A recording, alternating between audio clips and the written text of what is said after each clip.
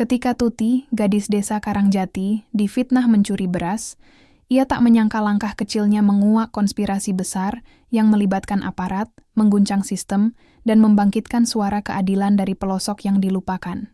Pagi itu, langit menggantungkan warna kelabu di atas desa Ngadirejo. Angin bertiup pelan, membawa bau basah dari sawah yang baru saja dipanen. Burung-burung gereja berloncatan di atap-atap rumah, seolah belum tahu bahwa hari itu akan mengubah hidup seorang gadis muda bernama Tuti. Tuti tengah menyapu halaman rumahnya ketika suara gaduh dari arah balai desa mulai terdengar. Ia berhenti sejenak, menggenggam sapu lidi di tangannya sambil mendongak. Wajahnya yang teduh menunjukkan rasa ingin tahu, tapi ia tak langsung mendekat. Desa itu memang tenang, tapi gosip bisa menyambar lebih cepat dari kilat. Beberapa menit, kemudian suara langkah cepat terdengar dari gang samping rumah. Seorang anak kecil berlari terbirit-birit sambil berteriak, "Tuti! Tuti! Kamu dicari Pak Rasman!" Tuti terkejut. Ia meletakkan sapunya, menyeka peluh di kening, dan berjalan keluar. Wajahnya tampak bingung, tapi tak ada rasa bersalah di sana. Ia tak merasa punya urusan apapun dengan lelaki setengah baya yang sering terlihat sok akrab dengan aparat desa itu. Sesampainya di balai desa, kerumunan warga sudah memenuhi halaman. Mereka bergumam, berbisik, dan menatap Tuti seperti ia membawa penyakit. Pak Rasman berdiri di tengah-tengah mereka, wajahnya merah padam, matanya menyipit menatap tajam. "Itu dia orangnya!" teriak Pak Rasman sambil menunjuk Tuti. "Kau yang ambil beras dari gudangku ya?" Tuti tertegun, langkahnya seketika membeku. Apa maksudnya, Pak?" tanyanya pelan, hampir tak terdengar. Saya tidak pernah masuk ke gudang siapapun." "Jangan pura-pura," bentak Pak Rasman. "Kau pikir aku tak tahu? Semalam berasku hilang sekarung penuh. Hanya kamu yang lewat dekat gudang waktu itu. Kau pasti yang ambil." Orang-orang mulai bergumam, tatapan mereka berubah dari penasaran menjadi curiga. Beberapa ibu-ibu bahkan mulai menggeleng-gelengkan kepala, menatap Tuti dengan pandangan jijik. "Ya Allah," bisik Tuti pelan. Dadanya sesak. Pipinya memanas, bukan karena matahari pagi, melainkan rasa malu dan bingung yang berbaur menjadi satu. Lurah desa mencoba menenangkan keadaan. Ia menyuruh semua orang diam, lalu mempersilakan Tuti masuk ke balai desa untuk dimintai keterangan. Namun Tuti tahu betul, di desa ini tuduhan lebih kuat dari bukti. Di dalam balai desa, suasana tak jauh lebih baik. Tuti duduk di kursi kayu yang dingin dan keras, sementara Pak Rasman berdiri di hadapannya, terus menyudutkan. "Kalau kamu memang tidak mencuri, coba buktikan. Siapa saksi bahwa kamu tak kesana malam itu?" desaknya. Tuti menggigit bibirnya. Ia tak punya jawaban.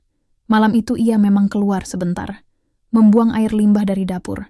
Tapi siapa yang akan percaya? Lurah hanya menghela napas dan berkata, "Kita akan selidiki, Tuti. Tapi sementara ini, lebih baik kamu tidak keluar rumah dulu. Warga sedang panas. Jangan sampai terjadi hal-hal yang tidak diinginkan." Tuti hanya bisa mengangguk. Pandangannya kosong, seolah seluruh dunia runtuh di hadapannya. Ketika ia berjalan pulang, orang-orang masih menatap. Ada yang mencibir, ada yang mengumpat, bahkan ada yang meludah ke tanah saat ia lewat. Sesampainya di rumah, ibunya langsung menyambutnya dengan pelukan. Perempuan tua itu memeluk Tuti erat, meski tubuhnya sudah tak sekuat dulu. "Apa yang sebenarnya terjadi, Nduk?" tanya ibunya, suara lirih seperti angin sore. Tuti tak menjawab. Ia hanya memeluk balik dan menangis di bahu ibunya. Tangisan itu bukan sekadar kesedihan, itu adalah rasa sakit karena difitnah, dipermalukan, dan ditinggalkan oleh orang-orang yang dulu memujinya sebagai gadis pekerja keras dan jujur. Malam harinya, suara gaduh terdengar dari luar rumah. Sekelompok pemuda desa melemparkan batu ke pagar kayu mereka. Satu batu bahkan hampir mengenai jendela kamar. "Tangkap pencurinya, malu-maluin desa aja. Kalau kamu lapar, bilang, jangan nyolong." Suara-suara itu menghantam hati Tuti lebih keras daripada batu-batu itu menghantam rumahnya. Ia duduk di pojok kamar, memeluk lutut, memandang kosong ke arah lampu minyak yang berkelap-kelip. Air matanya mengalir diam-diam. Malam itu, Tuti tak tidur. Dan untuk pertama kalinya, ia mulai berpikir bahwa hidupnya tidak akan pernah sama lagi. Namun di tengah gelapnya malam dan luka yang terbuka lebar, satu hal mulai tumbuh di hatinya. Sebuah bisikan kecil, halus tapi tajam yang berkata, "Jika ini bukan salahku, maka aku harus melawan." Matahari belum tinggi, tapi rumah Tuti sudah terjaga. Bukan oleh keceriaan pagi, melainkan oleh rasa takut yang menggantung seperti sarang laba-laba di setiap sudut rumah. Semalam, lemparan batu tak berhenti sampai hampir tengah malam. Ibunya terbatuk-batuk karena debu dari kayu yang pecah. Tuti sendiri duduk mematung di sudut kamar, menggenggam kain lusuh peninggalan almarhum bapaknya. Satu-satunya yang bisa menenangkannya dari badai fitnah yang menyesakkan dada. Pagi itu, ia tetap menyapu halaman seperti biasa. Meski dalam hati gemetar, Tuti menolak menunjukkan kelemahannya. Setiap kali tatapan warga menghujam dari balik pagar atau jendela, ia angkat dagu dan terus menyapu. Namun, tak mudah bertahan saat hampir setiap orang yang ia temui bersikap seperti ia benar-benar seorang pencuri. Ibu Saminah, tetangga depan rumah, yang dulu sering mengobrol dengannya, sambil membuat rengginang, kini hanya lewat tanpa menyapa. Bahkan anak-anak kecil pun ikut mengejek dari kejauhan, menirukan ucapan orang dewasa yang mereka dengar. "Tuti tukang colong." Tuti menunduk. Matanya panas, tapi ia tahan. Sampai akhirnya, ketika ia hendak kembali masuk rumah, sebuah suara yang familiar terdengar dari arah gerbang. "Tuti," Tuti berbalik. Di sana berdiri seorang lelaki tinggi dengan rambut acak-acakan dan tas ransel besar di punggungnya. Wajahnya terbakar matahari, namun senyumnya tetap hangat. Senyum yang dulu sering menghibur saat Tuti bersedih karena nilai ujiannya buruk. "Edi," Tuti hampir tak percaya. "Kamu pulang?" Edi berjalan mendekat, melepaskan ransel, lalu menatap wajah Tuti lekat-lekat. "Aku baru sampai tadi subuh. Ibuku cerita soal kamu," katanya pelan. "Apa yang sebenarnya terjadi?" Tuti menarik napas panjang. Matanya mulai berkaca-kaca. Bukan karena terharu semata, tapi karena kehadiran Edi seakan menjadi tali yang menariknya kembali dari jurang kehancuran. "Aku dituduh nyuri beras jawabnya, suara gemetar. "Padahal aku nggak tahu apa-apa." Edi mengepalkan tangan. Ia tahu Tuti. Gadis itu mungkin pendiam, tapi bukan pembohong, apalagi pencuri. "Kamu nggak sendirian, Tut," ucap Edi tegas. "Aku bantu kamu cari kebenarannya. Kita bongkar ini semua." Tuti mengangguk pelan, tak bisa berkata apa-apa lagi. Di dalam dadanya, luka itu masih menyesakkan, tapi sedikit demi sedikit, harapan mulai mengisi celah-celah kosong yang nyaris hilang. Siangnya, Edi mulai bertanya ke beberapa warga yang dikenal dekat dengan Pak Rasman. Ia mencoba mencari tahu tentang malam ketika beras itu dikabarkan hilang. Dari obrolan dengan Pak Darto, penjaga ronda, ia mendapat potongan kecil informasi. "Malam itu, aku nggak lihat Tuti lewat," kata Pak Darto sambil menyeruput kopi. "Tapi aku lihat Pak Rasman sama seseorang masuk ke gudang. Nggak lama, lampunya mati." "Siapa orangnya?" tanya Edi cepat. Pak Darto mengangkat bahu. "Nggak jelas. Aku kira anaknya, tapi kayaknya bukan. Tingginya beda." Edi mencatat dalam hati. Ada seseorang yang masuk gudang bersama Pak Rasman malam itu. Tapi, kenapa hal itu tak pernah disebutkan dalam rapat desa? Keesokan harinya, Edi mendatangi balai desa. Pura-pura ingin bertanya soal bantuan pupuk. Di sela-sela percakapan, ia sempat mengintip buku laporan keamanan desa. Tapi sesuatu janggal. Tidak ada catatan kejadian apapun pada malam saat beras hilang. Bukannya tiap kejadian harus dicatat? Gumam Edi saat sudah keluar. Kecurigaan mulai tumbuh. Semakin ia menggali, semakin banyak kejanggalan yang muncul. Sementara itu, Tuti menghadapi tekanan dari sisi lain. Ibunya, Bu Minem, mulai jatuh sakit. Mungkin karena stres, mungkin karena malu. Sejak pagi tadi beliau hanya terbaring dan batuk tak henti. "Mak, Tuti bikinkan wedang jahe?" "Iya," ucap Tuti lembut. Bu Minem hanya mengangguk lemah. Tuti keluar, ke dapur, namun baru beberapa langkah, ia mendengar suara orang berbicara di luar pagar rumah. "Udah jelas, anak itu maling." "Iya, kasihan ibunya. Tapi ya gimana, dosa anak ya dosa juga buat orang tuanya." Tuti mematung, dadanya seperti diremas. Ia kembali masuk tanpa berkata apa-apa. Bibirnya bergetar, tapi ia tahan tangisnya. Di depan ibunya, ia harus tetap kuat. Sore harinya Edi datang lagi. Wajahnya serius. Ia duduk di kursi bambu depan rumah sambil membuka buku catatannya. "Tut, aku rasa ini semua ada yang disembunyikan. CCTV balai desa biasanya menyala terus. Tapi pas malam itu, katanya mati. Dan anehnya, semua laporan keamanan malam itu nggak dicatat." Tuti mendongak.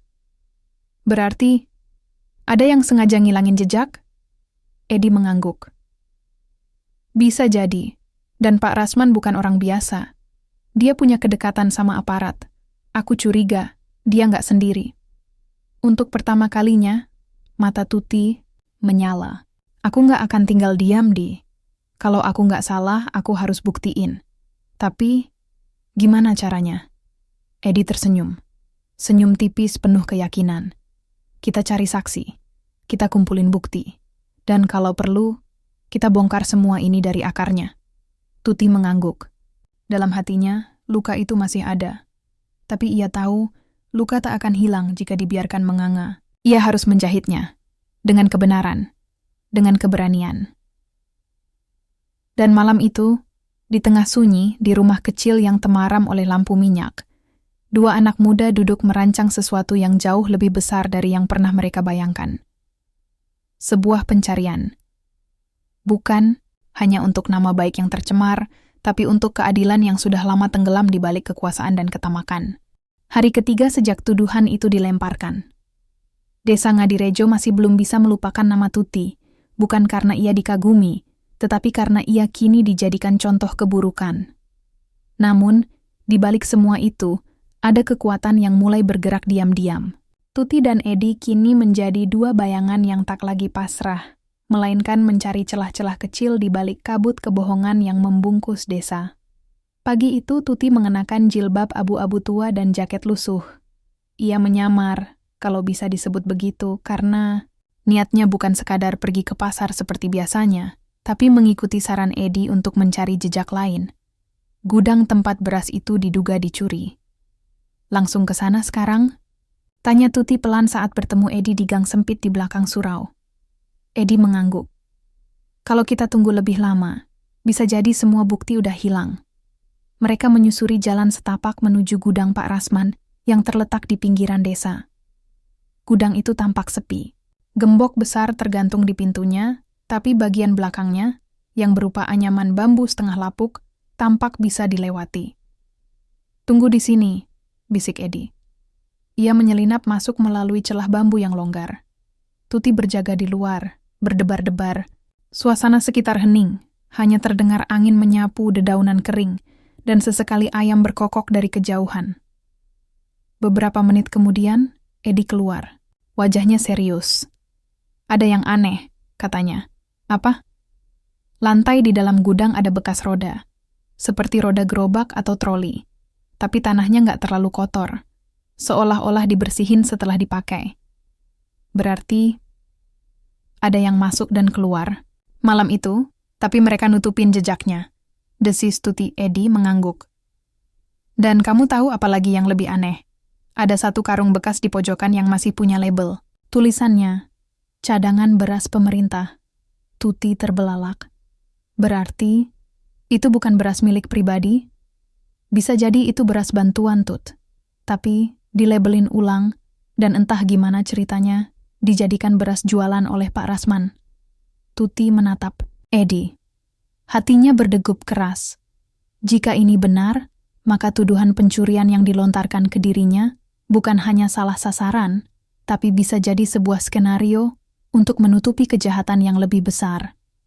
Hari berikutnya, Edi mencoba bertemu dengan mantan, kepala dusun yang dulu sempat berselisih dengan Pak Rasman dalam urusan dana desa.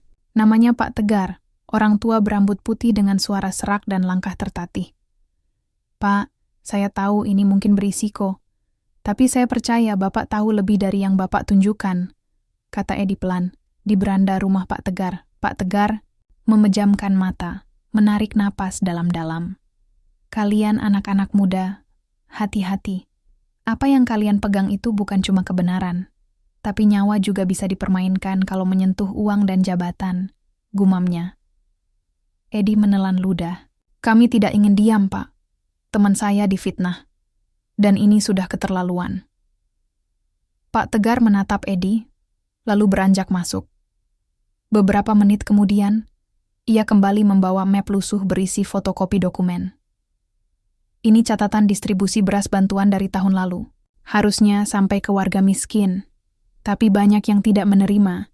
Nama yang mengatur semuanya, Rasman. Dia dibantu oleh seorang polisi berpangkat di Polsek. Namanya Pak Darmono." Edi membuka dokumen itu. Matanya menelusuri angka-angka dan daftar, beberapa nama tak asing, tetangga-tetangga mereka yang ternyata tak pernah menerima satu karung pun beras. "Kita harus tunjukkan ini ke masyarakat," ujar Edi. Pak Tegar menggeleng. "Tidak semudah itu. Kalau tanpa bukti nyata dan saksi kuat, kalian bisa balik dituduh. Apalagi, hakim di kecamatan pun dekat dengan Rasman. Mereka satu lingkaran." Tuti yang sejak tadi duduk di kursi bambu kecil hanya bisa menggenggam tangan. Ia sendiri. Dunia seakan-akan runtuh di depan matanya. Tapi ia tak bisa lari. Ini bukan lagi soal dirinya. Ini soal kebenaran yang dibungkam terlalu lama.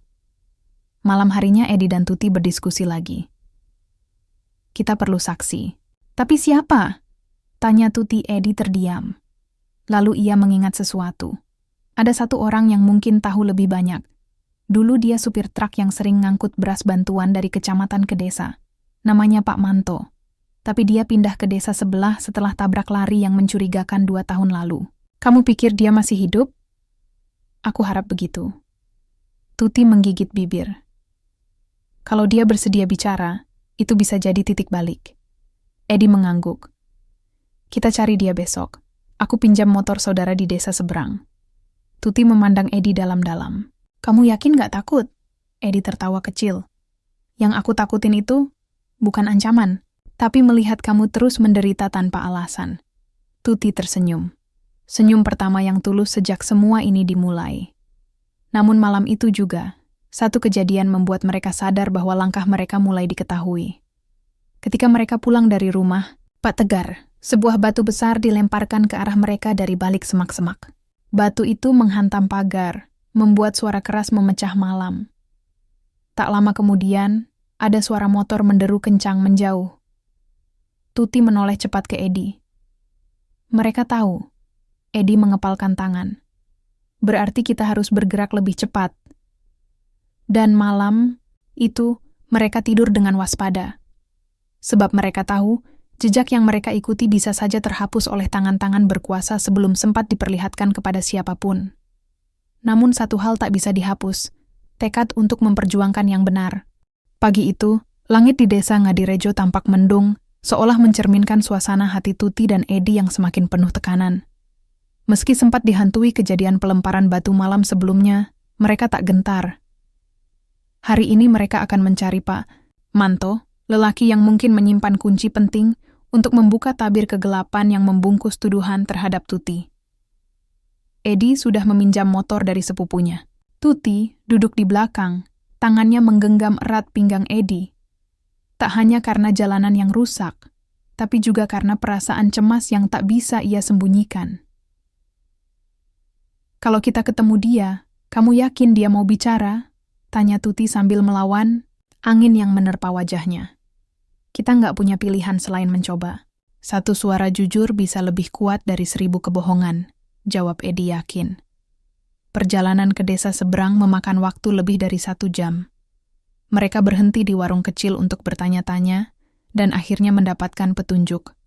Pak Manto kini tinggal di gubuk kecil dekat sungai, tidak jauh dari kebun pisang milik warga.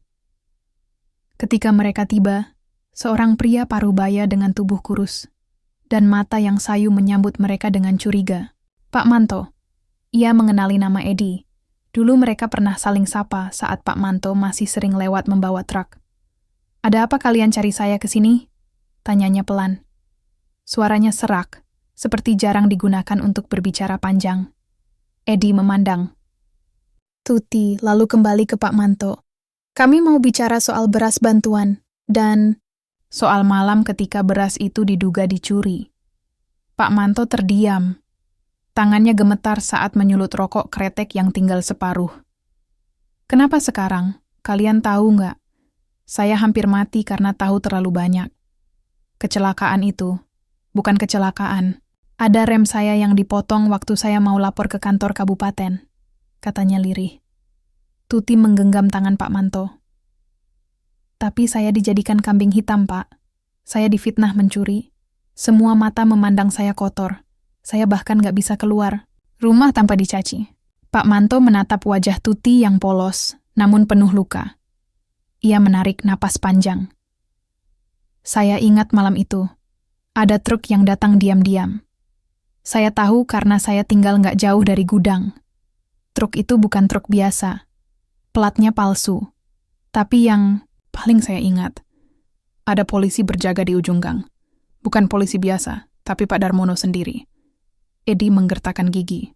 Berarti dia benar-benar terlibat langsung. Pak Manto mengangguk pelan. Dan Rasman, dia itu hanya boneka.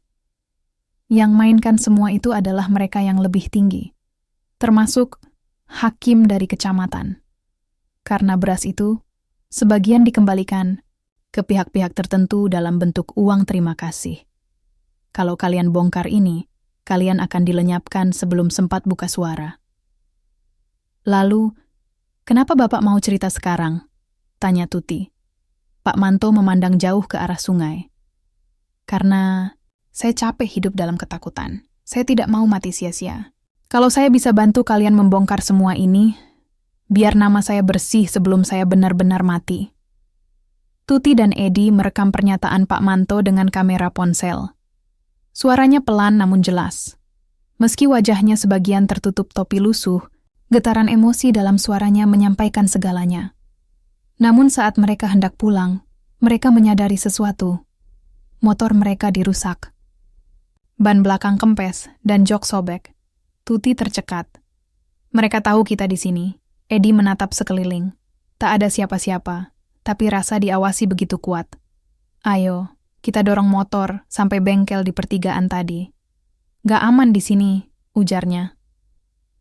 Sepanjang perjalanan mendorong motor, mereka tak banyak bicara.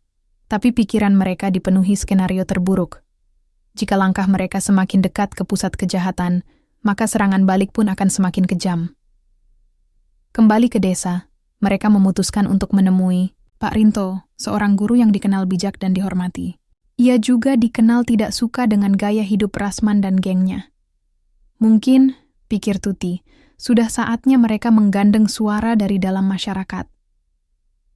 Pak Rinto mendengarkan rekaman pernyataan Pak Manto dengan seksama. Wajahnya berubah serius. "Ini sangat berbahaya. Tapi juga sangat penting," ucapnya akhirnya. "Saya tidak punya kekuatan politik, tapi saya punya murid-murid, dan mereka punya orang tua yang akan mendengar jika saya bicara. Saya akan bantu kalian menyebarkan kebenaran ini secara pelan-pelan. Tapi ingat, kita harus punya bukti fisik yang tak bisa dibantah. Dokumen, foto, catatan keuangan, apapun itu." Tuti mengangguk. "Kami akan cari, kami nggak akan berhenti." Namun, malam itu juga, sebuah tragedi kecil terjadi. Gubuk milik Pak Manto terbakar. Api melahap seluruh sisi bangunan kayu itu dalam hitungan menit. Warga hanya bisa menatap ngeri dari kejauhan. Tak ada yang berani mendekat. Tak ada yang menelepon pemadam. Semuanya bisu. Pak Manto selamat, ia sempat kabur melalui jendela belakang, namun semua dokumen yang ia simpan, salinan lama catatan gudang dan surat pengiriman, hangus terbakar. Ketika Tuti mendengar kabar itu, ia menangis di sudut kamarnya. Isak tangisnya pecah, membentur dinding malam. Kenapa? Semua suara jujur. Harus dibungkam? Isaknya Edi hanya bisa menepuk bahunya. Ia pun menangis diam-diam. Bukan karena takut, tapi karena kenyataan yang terus membungkam suara-suara seperti Pak Manto. Namun di tengah kobaran api dan kepedihan malam itu, satu hal kembali muncul. Tekad untuk melawan tidak bisa dibakar. Ia tetap menyala di dada Tuti, dan Edi seperti bara kecil yang menunggu waktu untuk menjilat langit. Pagi itu, suasana rumah Tuti sunyi. Ibu masih terbaring sakit dan hanya sesekali batuk kecil dari bilik depan. Setelah kejadian semalam, Tuti nyaris tak tidur. Pikiran tentang kebakaran gubuk Pak Manto masih menyisakan trauma yang menempel erat di benaknya. Kalau sampai Pak Manto jadi korban, semua perjuangan kita bisa sia-sia. Gumamnya sambil menatap cahaya pagi dari celah jendela. Edi datang lebih awal dari biasanya. Ia membawa stoples bubur kacang hijau dan selembar koran bekas yang berisi catatan. Aku semalaman mikir, kalau mereka berani membakar gubuk Pak Manto, itu tandanya mereka takut. Itu juga tandanya kita sudah benar-benar masuk ke dalam sarang mereka. Tuti mengangguk pelan. Tapi kita juga makin rentan, Di. Aku takut kalau ibu kena imbasnya. Rasman, bisa apa saja. Edi menatap wajah Tuti yang penuh kekhawatiran. Ia tahu langkah mereka sudah terlalu jauh untuk kembali. Mereka tak bisa mundur hanya karena ketakutan. Ada harga yang harus dibayar, tapi lebih mahal jika mereka diam saja. Pak Rinto bilang, kita harus cari bukti yang tak bisa disangkal. Aku tanya-tanya ke kenalanku di balai desa. Katanya, semua pengiriman bantuan selalu ada salinan arsip di kantor kecamatan. Tapi tidak semua orang bisa akses. Dan kamu berniat ke sana? Tanya Tuti pelan. Edi mengangguk mantap. Tapi kita butuh satu orang dalam. Aku kepikiran sama Bu Erna. Dia staf administrasi bagian logistik. Dulu dia sempat diajar Pak Rinto juga. Aku yakin dia punya simpati kalau tahu kita sedang melawan kebohongan. Siangnya, mereka berdua menemui Bu Erna yang tinggal di perumahan, Guru. Wanita parubaya itu awalnya ragu, bahkan terlihat gelisah saat Tuti menunjukkan rekaman suara Pak Manto. Kalian ini, tahu nggak kalau yang kalian hadapi bukan orang sembarangan? Katanya sambil melirik ke sekeliling, memastikan tak ada yang mengintip dari balik tirai rumah sebelah. Kami tahu, Bu. Tapi kalau kami diam, kebusukan ini akan terus tumbuh. Kami butuh bantuan Ibu, sekecil apapun, kata Tuti dengan suara bergetar. Bu Erna terdiam lama, menatap cangkir teh di depannya. Aku bisa bantu kalian dapatkan salinan arsip. Tapi kalian harus janji, kalau terjadi apa-apa sama aku, kalian teruskan perjuangan ini. Jangan sampai semua ini sia-sia. Edi dan Tuti menunduk, menghormati keberanian yang tiba-tiba muncul dari seorang ibu sederhana yang setiap harinya hanya dikenal sebagai petugas arsip. 2 hari kemudian, Edi mendapat pesan singkat. Datang ke kebun belakang pukul 8 malam. Jangan bawa siapa-siapa, Erna. Malam itu sunyi. Langit gelap tanpa bintang, dan jalan setapak menuju kebun hanya diterangi cahaya remang dari senter kecil. Edi menunggu di balik pohon nangka. Jantungnya berdetak tak karuan. Beberapa menit kemudian, Bu Erna datang mengenakan jaket gelap. Ia menyelipkan sebuah amplop besar ke tangan Edi. Di dalamnya ada salinan pengiriman beras 3 bulan terakhir, termasuk kode gudang dan tanda tangan, Rasman. Semua ini asli, tapi hati-hati, sekarang kalian bawa bom waktu. Belum sempat Edi membalas, Bu Erna sudah pergi. Langkahnya cepat, menghilang dalam kegelapan malam. Keesokan paginya, Tuti dan Edi membuka amplop tersebut. Lemari tua di rumah Tuti menjadi saksi bisu kegelisahan mereka. Di dalamnya ada catatan mencurigakan. Jumlah beras yang dikirim lebih besar dari yang tercatat sebagai bantuan yang diterima warga. Puluhan karung raib tanpa jejak jelas. Lebih dari itu, dalam salah satu dokumen, ada nama yang mengejutkan, Hakim Raka Suryawan. Nama itu tertera sebagai penerima kontribusi pengamanan distribusi. Tertulis dalam kode, tapi bisa ditebak dengan mudah oleh mereka yang paham. Ini bukan lagi soal aku, Di. Ini soal sistem yang rusak, kata Tuti sambil menahan napas. Edi mengangguk. Dan kita harus buat semuanya tahu. Tapi bukan dengan teriak, di lapangan. Kita harus pukul dari dalam. Pak Rinto menyarankan agar mereka menyerahkan dokumen itu ke LSM di kota. Tapi itu butuh biaya dan waktu, serta risiko lebih besar. Edi memutar otak. Akhirnya, ia menghubungi seorang temannya yang menjadi jurnalis kampus. Namanya Rani, dan ia pernah magang di surat kabar lokal. Rani datang 2 hari kemudian, membawa kamera dan laptop. Aku dengar kalian punya bahan panas. Kalau ini benar, bisa jadi headline besar. Tapi kalian harus siap. Ketika kebenaran mulai bersuara, pemilik kebohongan akan menggila.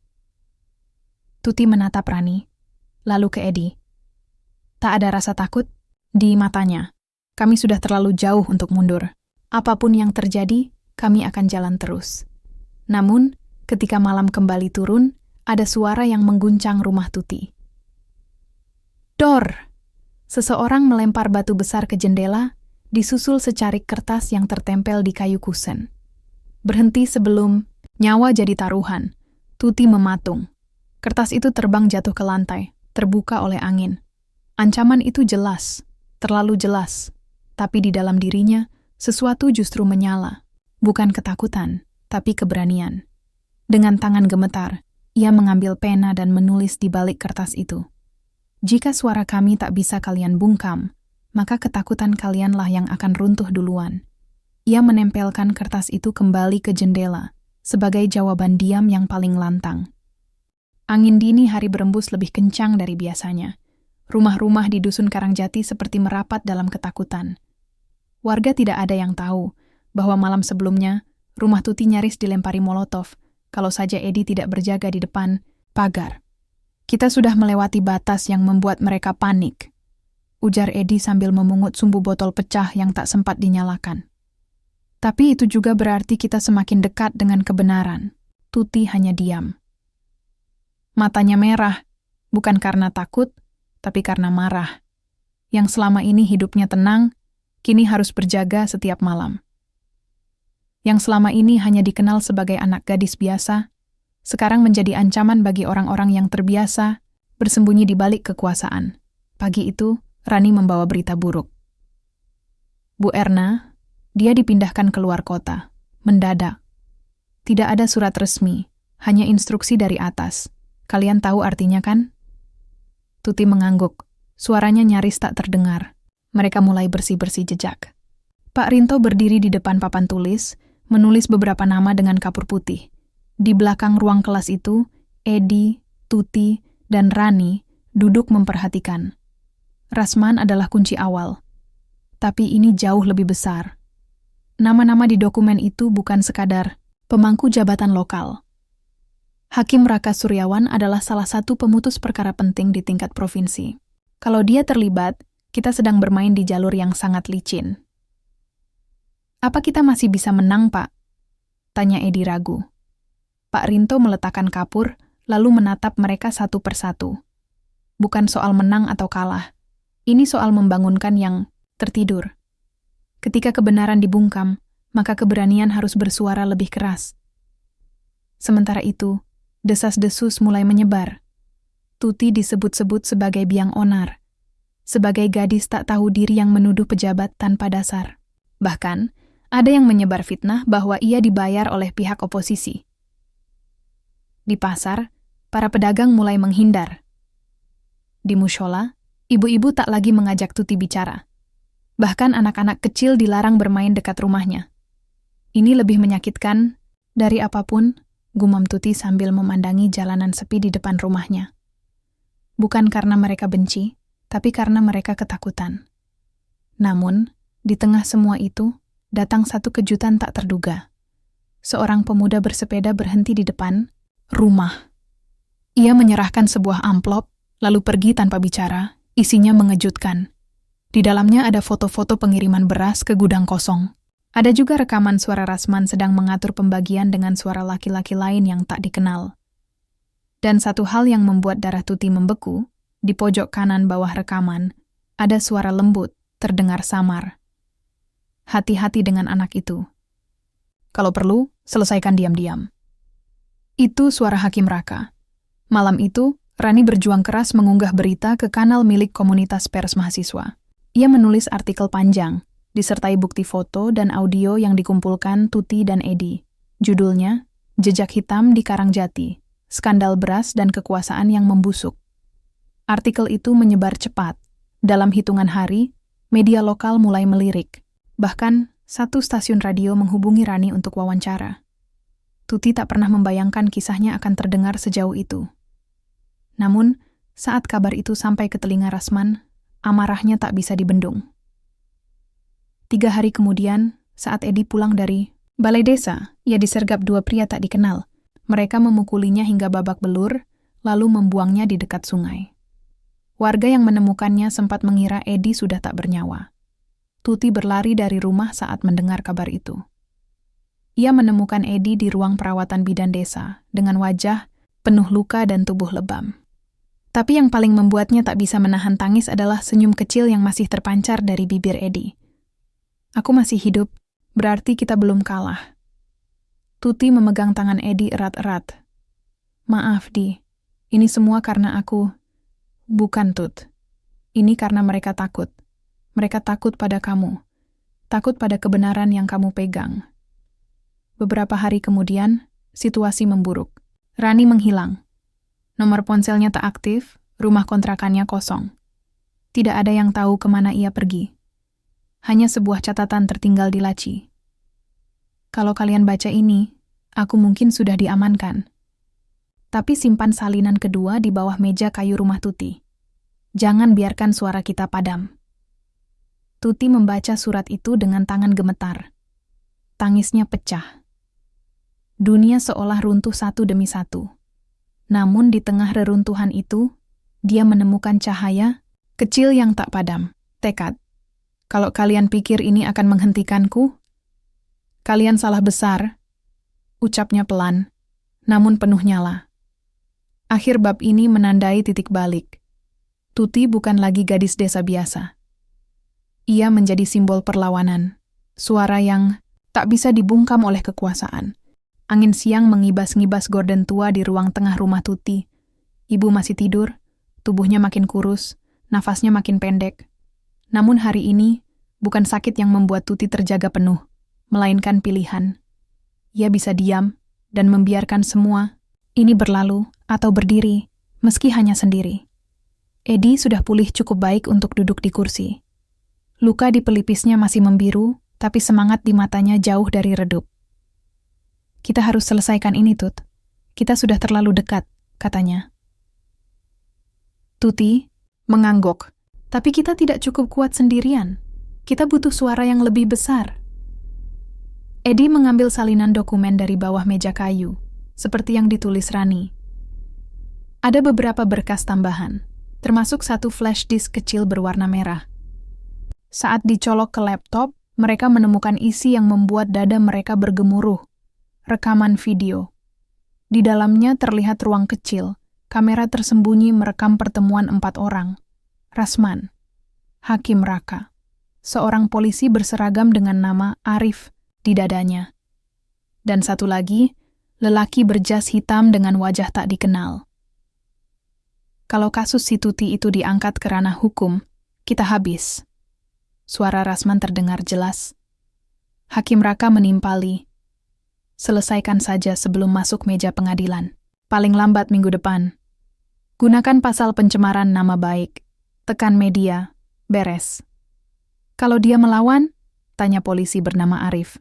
"Pakai pasal fitnah. Kalau perlu, lempar narkoba ke rumahnya. Banyak cara.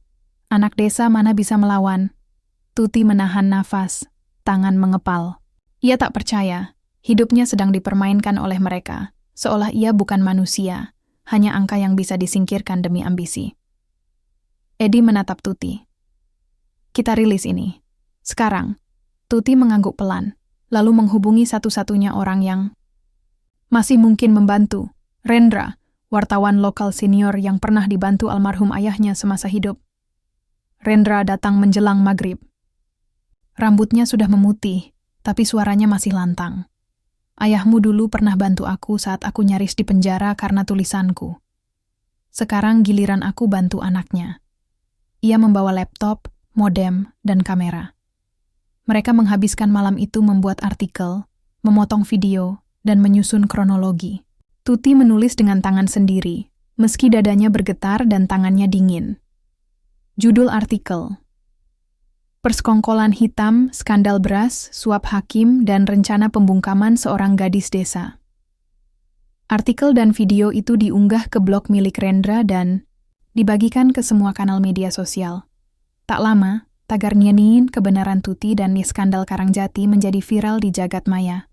Keesokan harinya, kehebohan meledak. Media nasional meliput.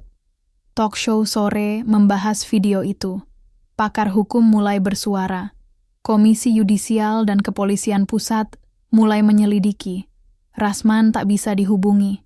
Hakim Raka membantah, tapi video itu terlalu jelas. Polisi bernama Arif dilaporkan melarikan diri. Namun kejutan paling besar datang saat Bu Erna kembali. Ia diwawancarai stasiun televisi dengan suara bergetar, tapi jelas. Saya yang menyerahkan arsip asli ke Tuti dan Edi. Saya tahu mereka anak baik. Yang jahat itu, yang mengambil milik rakyat demi perut sendiri. Tuti menonton tayangan itu sambil menangis. Bukan hanya karena lega, tapi karena akhirnya, suara yang selama ini dikubur hidup-hidup mulai didengar. Namun, badai belum reda. Malam itu, Tuti pulang dari rumah Pak Rinto sendirian, jalan desa sepi. Ketika melewati kebun kosong, 2 orang bertopeng muncul dari balik pohon. Salah satu dari mereka berkata, "Kami sudah cukup bersabar. Hari ini kamu berhenti." Mereka menarik lengannya, mendorongnya ke tanah. Tapi Tuti berteriak sekuat tenaga. Suara itu terdengar ke rumah terdekat, dan saat satu dari mereka mencoba membungkamnya, datang suara motor mendekat. Edi bersama 2 warga. Orang bertopeng panik dan kabur. Edi mengejar, tapi mereka menghilang ke arah persawahan gelap. Warga berdatangan. Tuti berdiri dengan pakaian lusuh, lutut berdarah, tapi matanya tajam menatap kegelapan. Lihat sendiri. Mereka sudah mulai mengancam nyawa. Kalian mau sampai kapan diam? Warga saling pandang. Ada rasa bersalah yang lama terkubur. Ada getar di hati mereka yang perlahan bangkit. Salah satu dari mereka berkata lirih, Kami tak tahu kalau sudah sejauh ini." Pak Rinto datang menyusul, langsung merangkul Tuti. Malam ini, anak-anak muda desa belajar dari seorang gadis, bahwa kebenaran bisa lebih kuat dari rasa takut. Keesokan harinya, di balai desa, lebih dari 20 warga berkumpul. Mereka menyatakan dukungan, menyuarakan petisi agar Rasman dan aparat yang terlibat segera diperiksa. Perwakilan media hadir. Tuti berdiri di depan semua orang, suara bergetar, tapi tak goyah. Saya tidak bicara sebagai korban, saya bicara sebagai orang desa. Yang kalian sebut kecil. Tapi hari ini, yang kecil sudah cukup. Kami akan bersuara. Sampai suara kami tak bisa lagi diabaikan. Tepuk tangan bergemuruh. Kamera menyorot wajah-wajah yang dulu takut, kini menyala dengan harapan. Langit pagi itu mendung. Bukan hujan yang ditunggu, tapi keadilan. Sejak berita skandal Karangjati menyebar luas, wajah-wajah penguasa yang dulu angkuh mulai bermunculan di layar-layar televisi sebagai tersangka. Tapi, seperti semua perjuangan panjang, langkah terakhir justru paling terjal. Tuti berdiri di depan pagar Mapolres Kabupaten. Di tangannya, ia menggenggam bukti terakhir. Dokumen asli pengalihan beras bantuan dari gudang dinas ke gudang pribadi milik Rasman. Ada tanda tangan, stempel basah, dan daftar nama palsu penerima bantuan yang digunakan untuk penggelapan Edi di sebelahnya, masih dengan perban di lengan. Wajahnya serius. Kita masukin ini ke penyidik pusat. Jangan ke polisi lokal, bisa lenyap. Lagi, kata Edi sambil mengecek berkas 2 kali. Tuti menarik napas panjang. Kita lakukan sekarang, sebelum mereka punya waktu untuk bersembunyi lagi. Di dalam kantor, suasana tegang. Penyidik khusus dari Jakarta sedang memeriksa kasus ini. Ada aparat berpakaian sipil dengan wajah kaku, Tidak seperti polisi daerah yang dulu gemar senyum-senyum saat bertemu Rasman. "Saudari Tuti dan Sede Atar Edi, silakan masuk," kata salah satu petugas. Mereka menyerahkan semua bukti, termasuk flash disk merah yang pernah ditemukan Rani. Butuh waktu 2 jam menjelaskan semuanya. Tuti bicara tegas, jernih, penuh emosi, tapi tanpa amarah yang meledak-ledak. Ia tahu, hari ini bukan tentang dirinya saja. Ini tentang desa, tentang orang-orang kecil yang suara mereka selalu dikerdilkan. Setelah selesai, petugas berkata singkat, "Kami sudah cukup. Anda berdua telah melakukan pekerjaan luar biasa. Sekarang biarkan kami lanjutkan." Sore itu, berita utama disiaran. Televisi nasional mengejutkan banyak pihak. KPK bersama Propam tangkap Rasman dan Hakim Raka di rumah mewah di ibu kota. Wajah Rasman tampak tertunduk, dikawal ketat. Hakim Raka terlihat murung, tanpa jubah kehormatan yang dulu selalu ia pakai saat menindas. Tuti menatap layar itu dari warung kopi sederhana. Warga mulai berdatangan satu persatu. Tak ada yang bicara keras, tapi ada kehangatan yang tidak bisa disembunyikan. Beberapa memegang pundaknya pelan. Ada yang menangis. Bu Marni, yang dulu menuduhnya, datang dengan wajah penuh penyesalan. "Tuti, maafkan saya. Saya takut waktu itu. Mereka suruh saya menuduhmu. Saya cuma ibu bodoh, yang cuma bisa nurut." Tuti menatapnya lama, lalu tersenyum kecil. "Bu Marni, yang penting sekarang ibu tahu siapa sebenarnya yang harus dilawan." Namun badai belum benar-benar pergi. 3 hari setelah penangkapan muncul berita mengejutkan. Rani ditemukan dalam kondisi lemah di sebuah rumah kosong di pinggiran kota. Ia diculik, diisolasi, dan hampir dibunuh. Tapi berhasil kabur saat penculiknya lengah. Saat dibawa ke rumah sakit, kata pertama yang ia ucapkan adalah, "Tuti, selesaikan ini." Tuti bergegas ke rumah sakit. Ia menggenggam tangan Rani yang lemah. "Kita belum selesai, Ran.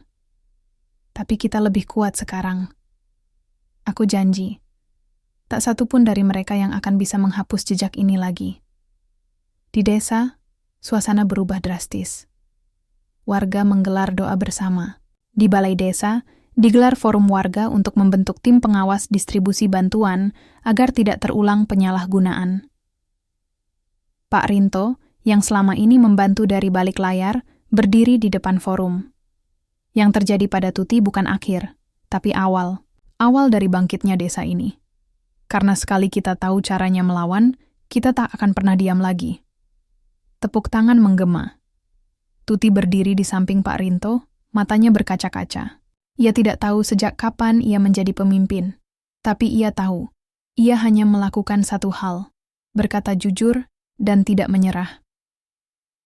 Beberapa minggu kemudian, di persidangan terbuka, Hakim Raka dinyatakan bersalah dan divonis hukuman berat karena menerima suap dan merekayasa kasus. Rasman dijerat pasal korupsi dan penggelapan dana bantuan. Polisi Arif dipecat tidak hormat dan diadili dalam kasus kekerasan dan intimidasi. Dan saat nama Tuti disebut sebagai saksi kunci dalam sidang, ruangan hening. Tuti berdiri, menatap hakim yang menggantikan Raka, dan mengucapkan kata-kata yang akan dikenang sepanjang sejarah desa itu. "Saya bukan siapa-siapa, hanya seorang gadis desa yang menolak diperlakukan seperti tak punya harga diri. Yang saya tahu kejujuran tidak membutuhkan gelar. Dan hari ini, saya bersaksi bukan hanya untuk saya sendiri, tapi untuk semua yang pernah dibungkam." Usai persidangan, saat semua orang keluar dari gedung, wartawan berebut mengambil gambar. Tapi Tuti hanya tersenyum, lalu menarik tangan Edi dan Rani. "Ayo pulang. Desa kita butuh kita lagi. Masih banyak yang harus dibenahi." Dan di bawah cahaya mentari sore, mereka berjalan bertiga, meninggalkan gedung pengadilan, menuju desa yang kini tidak lagi sama, karena ada seorang gadis bernama Tuti yang telah mengubah segalanya. Langit Karangjati tampak lebih bersih, bukan karena musim berganti, melainkan karena hati orang-orang mulai bersih dari rasa takut. Tuti membuka jendela rumahnya pagi itu, menyambut udara yang sejak dulu sama, tapi kini terasa berbeda. Di kejauhan, suara tawa anak-anak terdengar dari lapangan yang dulu sunyi. Mereka berlarian, membawa layang-layang kertas buatan sendiri. Tidak ada lagi bisik-bisik takut. Tidak ada lagi kepala tertunduk saat polisi melintas. Yang ada hanyalah suara kehidupan yang perlahan pulih. Di ruang tamu, Edi sibuk menata tumpukan proposal. Ia, bersama Tuti dan Rani, kini menjadi tim penggerak masyarakat desa. Mereka menginisiasi program bernama Gerakan Warga Jujur, sebuah inisiatif swadaya yang bertujuan mengawasi distribusi bantuan, melaporkan penyelewengan, dan mengedukasi warga tentang hak-hak mereka. Rani, meski tubuhnya belum pulih sepenuhnya, tak mau tinggal diam. "Aku sudah bosan jadi korban," katanya sambil menyalin data warga miskin yang benar-benar layak menerima bantuan. "Sekarang giliran kita yang mengatur ulang semuanya." Balai desa tak pernah seramai itu sebelumnya. Puluhan warga berkumpul. Di dinding, tergantung spanduk besar bertuliskan, "Rapat terbuka warga Karangjati, menuju desa yang bersih dan adil." Pak Rinto, yang kini dipercaya sebagai ketua forum desa, membuka rapat dengan suara tenang.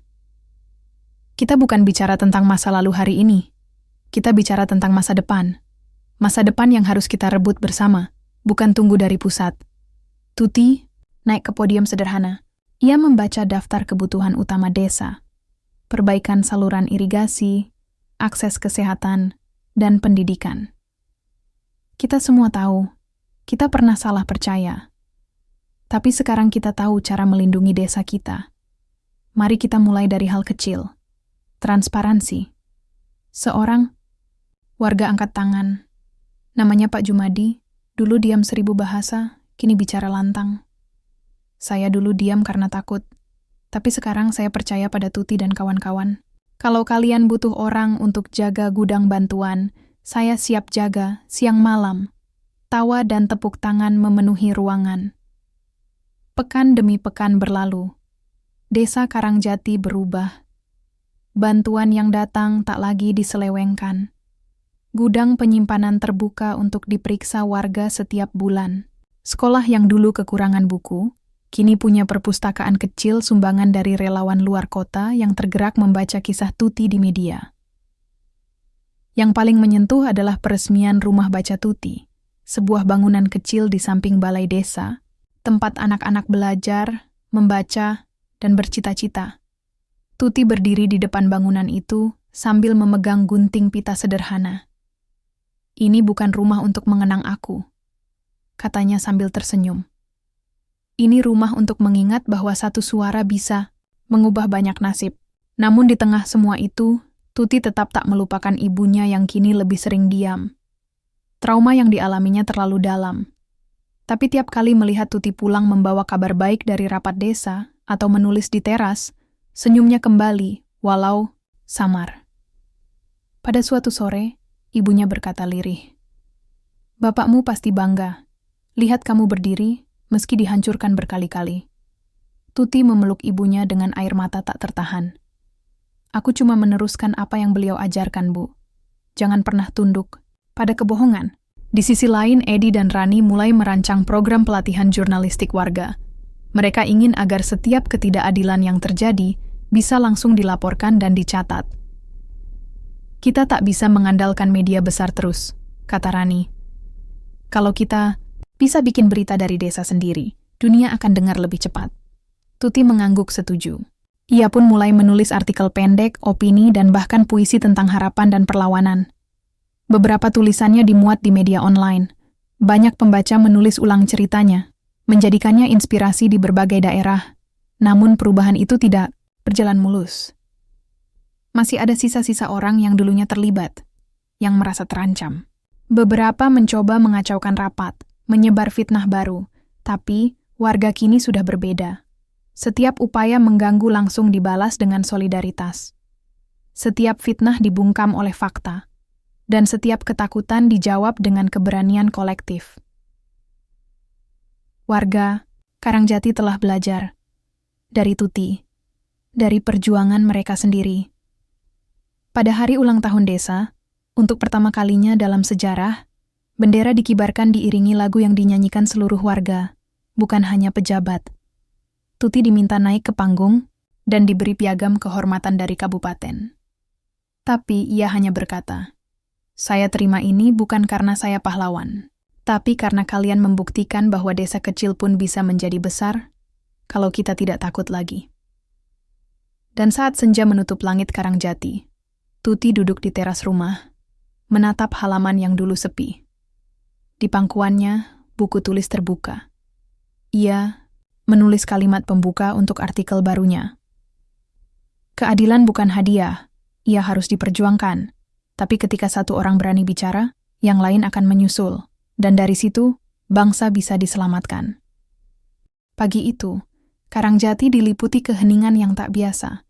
Bukan karena duka, tapi karena haru. Ratusan warga berkumpul di balai desa. Di depan mereka, berdiri seorang gadis sederhana, dengan rambut dikuncir rapi dan wajah penuh cahaya. Tuti. Hari itu adalah hari peluncuran gerakan Satu Suara. Sebuah gerakan nasional yang diinisiasi dari kisah perjuangan seorang gadis desa yang difitnah mencuri beras, lalu mengguncang sistem hukum dan kepolisian yang korup. Tak ada panggung mewah. Tak ada pejabat pusat berdasi tebal, yang ada hanya rakyat, dan suara mereka yang tak lagi bisa dibungkam. Tuti menatap satu persatu wajah di hadapannya. Ibu-ibu petani, bapak penggembala, anak-anak dengan buku di tangan, dan pemuda-pemudi desa yang dulu kehilangan arah, kini berdiri dengan mata menyala, penuh semangat. Ia melangkah ke mikrofon, menarik napas panjang, lalu berkata, "Aku tidak menyangka suara kecilku bisa sampai sejauh ini. Tapi yang lebih mengagumkan, bukan suaraku, melainkan kalian semua yang memilih untuk tidak lagi diam." Suara tepuk tangan pelan menjalar, lalu membesar, memenuhi balai desa. Dari kejadian itu, banyak desa mulai menghubungi Karangjati. Mereka meminta salinan sistem distribusi bantuan yang transparan. Beberapa pemuda dari luar kota datang belajar tentang jurnalisme warga. Bahkan universitas-universitas mulai menjadikan kasus Tuti sebagai contoh dalam mata kuliah etika dan hukum. Tuti tak lagi hanya gadis desa. Ia kini simbol harapan dan perubahan. Namun ia tak pernah lupa dari mana ia berasal. Ia tetap tinggal di rumah kecilnya bersama ibu. Ia tetap menyapu halaman setiap pagi. Ia masih menanam cabai dan menulis di buku tulis usang yang kini dianggap dokumen sejarah. Dan Edi, pemuda itu kini lebih dari sekadar sahabat. Ia adalah mitra sejati. Bersama Tuti, ia keliling desa-desa lain, berbicara di hadapan warga yang masih takut bersuara. Ia tak pernah berubah menjadi penggerak yang sombong. Justru ia lebih banyak diam, menulis, dan bertindak. Suatu hari, sebuah surat datang dari pemerintah pusat. Tuti diminta hadir dalam acara kenegaraan di ibu kota untuk menerima penghargaan pejuang rakyat. Tapi ia menolak secara halus. "Saya lebih senang berdiri di pematang sawah bersama warga saya daripada berdiri di hotel mewah bersama mereka yang dulu menutup mata."